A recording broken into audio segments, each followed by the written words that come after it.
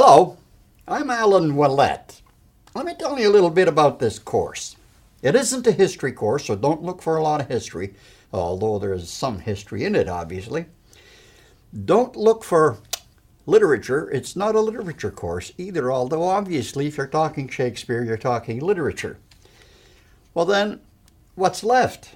What is this course about? Well, I think the title suggests it pretty well. This course is about Shakespeare's world, our world, and stuff.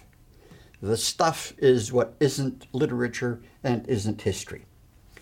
Why Shakespeare to begin with? Well, that's a good question, and the answer is that Shakespeare's world is very much where our world begins and comes across the Atlantic and becomes our world. The English language obviously didn't start with Shakespeare, and I'll have more to say about that in the first hour, but it certainly blossomed with him. We'll take a look at some fundamental things about poetry in general. I'll have some specific poems that demonstrate those fundamentals. These require a bit of background, and we'll start with the New World, our world, and we'll work backwards. We'll look at the philosophical, social, religious, economic conditions that came together in a perfect storm then and produced Shakespeare. You'll see how our world comes out of that. And finally, we'll look at Shakespeare's contributions to theater, what we call Elizabethan or Shakespearean drama. We'll focus on Hamlet, the most famous of his plays, and on Macbeth, the shortest of his tragedies. There'll be some handouts for you at the end of the hours. I'll have some handouts, either some summation sheets or some brief little things that I want you to be able to look at. About texts. Now, some of you might want to review some of the material that we'll cover, and where it's appropriate, I'll indicate what act, what scene I'm in, so you can go to any text and find that. But not all texts are identical. Some are so-called quarto editions, some are so-called folio editions.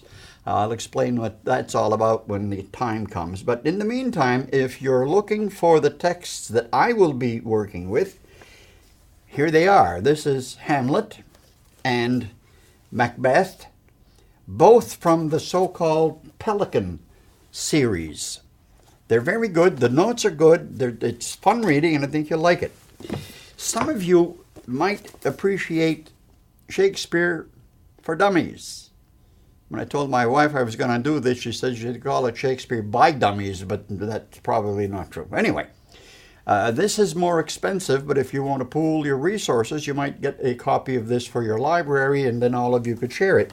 And finally, there's a new series out called No Fear Shakespeare. They do each play individually, so it would cost you a lot of money if you were to do many of these plays. The annotation and the text is really pretty good, though, but like I say, it's expensive.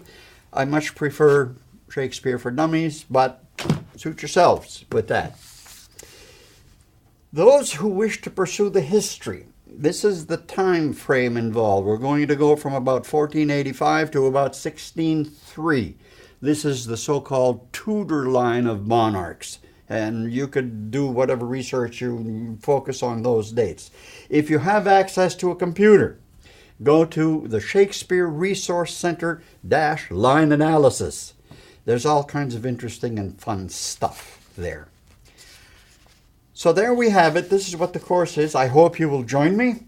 I promise you some material you probably don't know much about right now, although some of you probably are ahead of me in some of these areas. But one of the things that I will let you in on, if you'll come to this course, why we call lamb mutton.